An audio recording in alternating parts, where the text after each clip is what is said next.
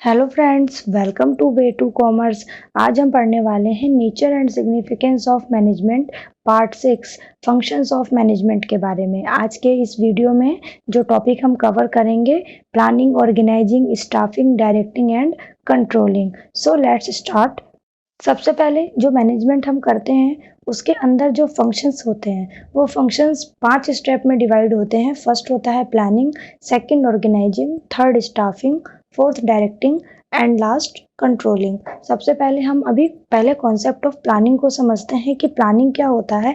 किसी भी काम को करने से पहले हम नॉर्मल लाइफ में भी सोच के किसी काम को करते हैं। एक बार सोच लेते हैं किसी काम को करने के लिए, तब हम उस काम को करने जाते हैं कि ये काम को हम कैसे करें, कब करें, किस लिए करना है हमें ये काम, कौन इस काम को करेगा। तो सेम इसी वे में बिजनेस से अगर आप रिलेट करके देखें तो बिजनेस में भी मैनेजमेंट से रिलेटेड जो है वो प्लानिंग होती है। बिजनेस में पहले सोचना पड़ता है। किसी भी काम को करने के लिए एक बार पहले सोच लेना चाहिए कि आप जो भी एक्शन आज लेने वाले हैं इसका फ्यूचर में आपको क्या रिजल्ट मिलने वाला है। यही चीज़ें प्लानिंग में की जाती हैं कि क्या करना है, व्हाट शुड बी डन, क्या हमें करना चाहिए, हाउ शुड बी डन, इसे कैसे करना चाहिए, हु शुड डू, और इसे कौन करेगा। तो इसीलिए किसी भी जॉब को स्टार्ट करने से पहले हमें इन सारे सवालों का जवाब ढूंढ लेना चाहिए। तो पहला स्टेप जो बिजनेस में आता है प्लानिंग का आता है कि काम को करने से पहले आप अच्छे से प्लान कर लें। अब प्लान को करने का भी एक स्टेप होता है, प्लान को करने का भी एक तरीका होता है। सो आइए हम प्लानिंग के स्टेप्स को समझ लेते हैं। सबसे पहला स्टेप आता है सेटिंग ऑब्जेक्टिव्स। जो भी आप ऑर्गेनाइजेशन में अचीव करना चाहते हैं, जो भी आपका टारगेट है, आप सबसे पहले वो टारगेट सेट कर लें। देन उसके बाद डेवलपिंग प्रीमाइसेस। जितने भी आपको जो भी आपको ऑब्जेक्टिव अचीव करना है उससे रिलेटेड आपको क्या क्या चीज़ें चाहिए, क्या क्या रिसोर्सेज चाहिए, वो सब कुछ डिसाइड कर लें।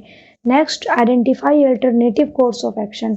एक प्लान के संग हमें हमेशा दूसरा जो अल्टरनेट प्लान होता है उसको लेके चलना चाहिए, क्योंकि बाई चांस अगर प्लान ए फेल हो जाता है तो हमारे पास प्लान बी होना चाहिए तुरंत एक्शन लेने के लिए। इसीलिए हमेशा बिजनेस में एक अल्टरनेट हमारे पास एक्शन जो है, प्लान जो है वो रेडी रहना चाहिए।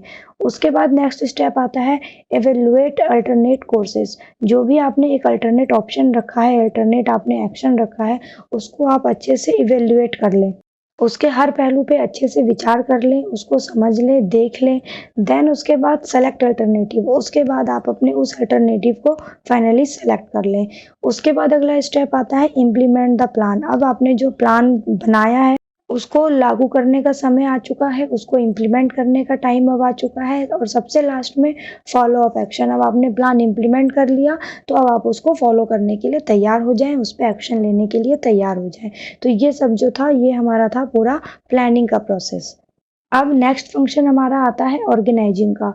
ऑर्गेनाइजिंग में क्या होता है कि जो भी चीज़ें दी गई हैं उनको हमें सही तरीके से ऑर्गेनाइज करना है। एक ऑर्गेनाइजेशन में जितने भी डिपार्टमेंट होते हैं उन्हें हमें छोटे छोटे डिपार्टमेंट में डिवाइड कर देना चाहिए, ताकि एक ही डिपार्टमेंट पे बहुत सारा वर्कलोड ना हो।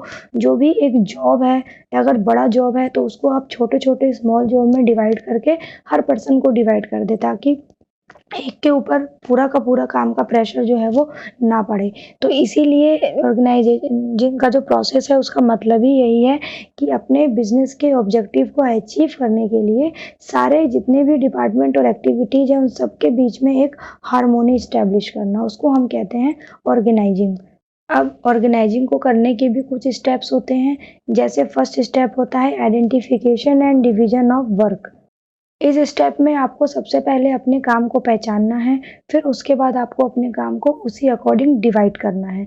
उसके बाद आप करेंगे डिपार्टमेंटलाइजेशन, यानी कि जैसा भी काम है वैसे डिपार्टमेंट में उसको आप डिवाइड कर देंगे, सारी एक्टिविटीज़ को आप डिफरेंट डिपार्टमेंट में डिवाइड कर देंगे। नेक्स्ट स्टेप में आप असाइनमेंट ऑफ ड्यूटीज, सबको उनके इंटरेस्ट, उनकी एबिलिटी, उनके टैलेंट के अकॉर्डिंग ड्यूटी असाइन कर दो। देन लास्ट में इस्टेब्लिशिंग रिपोर्टिंग रिलेशनशिप। जब सारी ड्यूटी असाइन कर दी जाती है उसके संग एम्प्लॉय के साथ एक रिपोर्टिंग रिलेशनशिप होना चाहिए कि उसने जो काम किया है, लोअर लेवल ने जो भी काम किया है वो आके टॉप लेवल को रिपोर्ट करेगा, और फिर उसी अकॉर्डिंग टॉप लेवल जो है वो लोअर लेवल को इंस्ट्रक्शन पास आउट करेगा। तो इस वे में हमारा ऑर्गेनाइजिंग का प्रोसेस जो है वो सक्सेसफुली इम्प्लीमेंट हो सकता है। नेक्स्ट स्टेप आता है ऑर्गेनाइजिंग के बाद स्टाफिंग का। स्टाफिंग का मतलब होता है स्टाफ रखना। एक कंपनी में काम को करने के लिए स्टाफ चाहिए, तो स्टाफिंग के प्रोसेस में जितने भी हमारे ऑर्गेनाइजेशन में जो पोस्ट हमने निकाले हुए हैं, उनको लोगों से फिल करना स्टाफिंग का प्रोसेस कहलाता है। यहाँ पर कंपनी में एम्प्लॉय को रखने के लिए इंटरव्यू लिया जाता है, सिलेक्शन किया जाता है, रिक्रूटमेंट होता है। ये सब कुछ जो है स्टाफिंग में आता है, क्योंकि ऑर्गेनाइजेशन किसी एक इंसान से तो चल नहीं सकता, तो हमें अलग-अलग एम्प्लॉय चाहिए।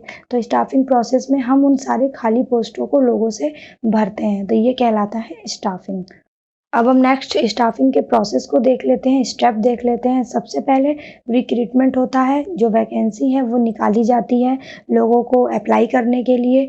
देन उसके बाद सिलेक्शन होता है, फिर उसमें से जो भी हमें लगता है कि हाँ, ये हमारी कंपनी के लायक सूटेबल है, ये हमारी जो नीड है, जो रिक्वायरमेंट है उसको फुलफ़िल करता है, उसको सेलेक्ट कर लिया जाता है।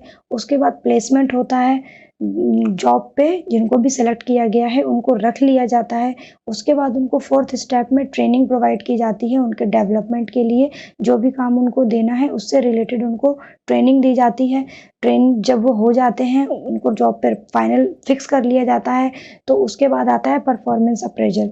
जो भी उन्होंने काम किया है उस काम को एनालाइज़ करना, उनके परफॉर्मेंस को एनालाइज़ करना कि उन्होंने कैसा काम किया है, ताकि उस बेस पे उनको नेक्स्ट स्टेप पे प्रमोशन दिया जा सके। अगर अच्छा काम कर रहा है तो कंपनी उसको प्रमोशन देगी, अगर अच्छा नहीं कर रहा है, कहीं कमी लगती है, तो कंपनी फिर उसको दोबारा से ट्रेनिंग के लिए भेजेगी। और फिर आता है लास्ट में कंपेंसेशन, यानी कि अगर आप अच्छा काम करते हैं तो आपको उसके लिए कंपेंसेट भी किया जाता है। अगर कोई बाय चांस कोई कंपनी में हादसा हो जाता है या कोई नुकसान हो जाता है ड्यूटी टाइम में, तो कंपनी फिर आपको उसके लिए कंपेंसेट भी करती है। तो ये सारा प्रोसेस जो है, ये हमारे स्टेप स्टाफिंग के अंडर आते हैं। अब नेक्स्ट स्टेप आता है डायरेक्टिंग का। डायरेक्टिंग का मतलब ही होता है कि किसी को काम करने के लिए डायरेक्ट करना। मतलब कि जो कंपनी में एम्प्लॉय काम कर रहे हैं, जो वर्कर काम कर रहे हैं, उनको समय-समय पे इंस्ट्रक्शन देना, उनको गाइडेंस देना, उनके साथ कम्युनिकेट करना, बातचीत करते रहना और उनको काम करने के लिए इंस्पायर करते रहना, ताकि वो अपना पूरा 100% एफर्ट जो है वो कंपनी को दे सके। इसके लिए उनको मोटिवेट करना। तो ये जो कॉन्सेप्ट है, ये हमारा डायरेक्टिंग में आता है। अब हम डायरेक्टिंग के स्टेप्स को देख लेते हैं। फर्स्ट स्टेप इसका होता है सुपरविज़न। इसमें क्या होता है कि जो भी डेली रूटीन का वर्क है, जो वर्कर कर रहे हैं, जो सबऑर्डिनेट कर रहे हैं, उनको प्रॉपर्ली अच्छे से मॉनिटर किया जाता है कि कितनी काम में क्या प्रोग्रेस हो रही है। उसके अकॉर्डिंग उनको जो है गाइडेंस प्रोवाइड किया जाता है, क्योंकि सुपरविज़न जो है वो डायरेक्टिंग का एक बहुत ही महत्वपूर्ण हिस्सा है, बहुत ही इम्पोर्टेंट फीचर है।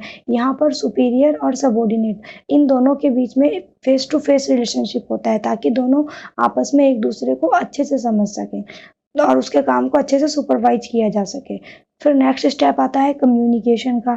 कम्युनिकेशन में हमेशा जो एम्प्लॉयर है और जो एम्प्लॉयी है, उनके बीच में एक कम्युनिकेशन का रिलेशनशिप होना चाहिए, ताकि वो आपस में जो भी अपनी आइडियाज़, फीलिंग्स हैं या थॉट्स जो भी आ रहे हैं, वो एक दूसरे के साथ वो शेयर कर सके। एम्प्लॉयी जो है वो खुल के अपनी बात अपने बॉस से कह सके अगर उसको कोई प्रॉब्लम हो रही है, ताकि वो बॉस जो है उसकी प्रॉब्लम को अच्छे से समझ सके।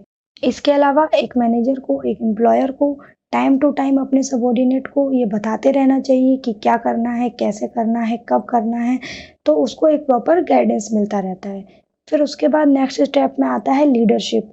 लीडरशिप का मतलब होता है कि लीडर क्या करना चाहता है, उन विचारों से अपने एम्प्लॉय को प्रभावित करना कि वो भी उस काम को करने के लिए तैयार हो जाएँ। तो डायरेक्टिंग में कहीं न कहीं लीडरशिप का बहुत इम्पोर्टेंट रोल रहता है, क्योंकि लीडरशिप के थ्रू ही एक मैनेजर जो है अपने सबऑर्डिनेट्स में, अपने एम्प्लॉयी में ट्रस्ट पैदा कर सकता है और काम को करने का जो एक पैशन है, वो पैदा कर सकता है। ये लीडरशिप से ही पॉसिबल होगा। उसके बाद लास्ट स्टेप आता है मोटिवेशन का।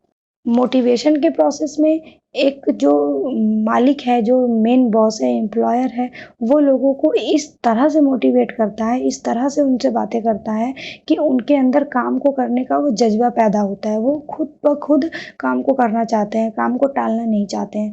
तो मोटिवेट करना भी हर किसी के बस की बात नहीं है, इसलिए हर कोई जो है वो लीडर नहीं बन सकता है। तो इसीलिए कंपनी में अगर ऑर्गेनाइजेशनल ऑब्जेक्टिव को, किसी भी ऑब्जेक्टिव को अगर अच्छे से अचीव करना है, तो वर्कर का हमेशा मोटिवेट रहना बहुत ज़रूरी है, ताकि वो अपना 100% दे सके। तो इसीलिए जो ये फंक्शन है, ये हमारा डायरेक्टिंग के अंडर आता है।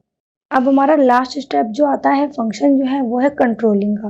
कंट्रोलिंग में क्या होता है कि जो भी हमने रिजल्ट एक्सपेक्ट किया था कि हाँ हम इतना अचीव कर लेंगे और जो हमने वाकई में एक्चुअली अचीव किया, उन दोनों को एक दूसरे के करीब लाना होता है, उनके बीच में एक रिलेशनशिप बिठाना होता है। यहाँ पर मैनेजर जो है वो ये देखता है कि हाँ हमने जो भी प्लानिंग करी थी, जो भी हमने पॉलिसीज़ बनाई थी, उसके अकॉर्डिंग हमने काम को किया या नहीं, हमारा रिजल्ट जो है उस अकॉर्डिंग हमें अचीव हुआ या नहीं। पहले से जो पैरामीटर सेट किए गए थे, जो स्टैंडर्ड सेट किए गए थे, उसमें कोई कहीं कमी तो नहीं आ गई है। तो इसीलिए जो एक्चुअल रिजल्ट है और जो डिजायर्ड रिजल्ट है, उन दोनों को एक दूसरे के पास लाना कंट्रोलिंग का प्रोसेस कहलाता है। अब हम कंट्रोलिंग के स्टेप को देख लेते हैं। फर्स्ट स्टेप इसमें होता है सेट परफॉर्मेंस स्टैंडर्ड। किसी भी काम को जब तक हम एक पैरामीटर, एक स्टैंडर्ड डिसाइड नहीं करेंगे, उस काम को हम अच्छे से नहीं कर सकते। इसीलिए ऑर्गेनाइजेशन में किसी भी एक्टिविटी को करने के लिए एक स्टैंडर्ड सबसे पहले सेट करना चाहिए। उसके बाद मेजर एक्चुअल परफॉर्मेंस। अब जो वर्कर काम कर रहे हैं, जो एक्चुअली वो परफॉर्म कर रहे हैं, उसको मेजर करने का समय आ गया है कि वो हमारे प्लान के अकॉर्डिंग, वो हमारे एक्टिविटी जो भी वो परफॉर्म कर रहे हैं उसके अकॉर्डिंग परफॉर्मेंस हो रही है या नहीं, ये देखा जाता है। उसके बाद नेक्स्ट स्टेप में compare actual performance with standard. जो आपने स्टैंडर्ड सेट किया था, जो आपने एक्सपेक्टेशन रखी थी और जो रियल में काम हुआ, वो दोनों को कंपेयर किया जाता है कि वो आपस में मिल रहे हैं या नहीं। हमने अगर 10 प्रोडक्ट बनाने का टारगेट रखा था और बन के आए कुल 8 प्रोडक्ट, तो कहीं ना कहीं 2 प्रोडक्ट की जो कमी रह गई है उसको हमें नेक्स्ट टाइम सही करना है। ये चीज़ें कंट्रोलिंग में देखी जाती हैं कि इसीलिए कि जो एक्चुअल परफॉर्मेंस हुआ वो स्टैंडर्ड के साथ मैच करता है भी है या नहीं। देन लास्ट सबसे स्टेप जो आता है वो है टेक करेक्टिव एक्शन। अगर हमारे एक्चुअल परफॉर्मेंस और हमारे एक्सपेक्टेड परफॉर्मेंस में कोई डिफरेंस रह जाता है, तो उसको ठीक करने के लिए एक्शन लिए जाते हैं, जिनको हम करेक्टिव एक्शन कहते हैं कि आखिर हमारे काम में कमी कहाँ रह गई और क्यों रह गई। अगली बार वो कमी नहीं होगी, इसके लिए जो करेक्टिव एक्शन है कंट्रोलिंग के प्रोसेस में वो लिए जाते हैं। आज के वीडियो में हमने मैनेजमेंट के फंक्शंस को, जो कि 5 स्टेप में होते हैं, planning, organising, staffing, directing and controlling, इसको हमने अच्छे से समझ लिया। Thank you for watching my video. अगर आपको ये वीडियो पसंद आया तो इसे ज़रूर लाइक करें, ज़्यादा से ज़्यादा वीडियो को शेयर करें और आने वाले टॉपिक्स के अपडेट्स के लिए चैनल को सब्सक्राइब करें। अब हम मिलेंगे अपने नेक्स्ट वीडियो में, जिसमें हम पढ़ेंगे nature and significance of management part 7 coordination के बारे में।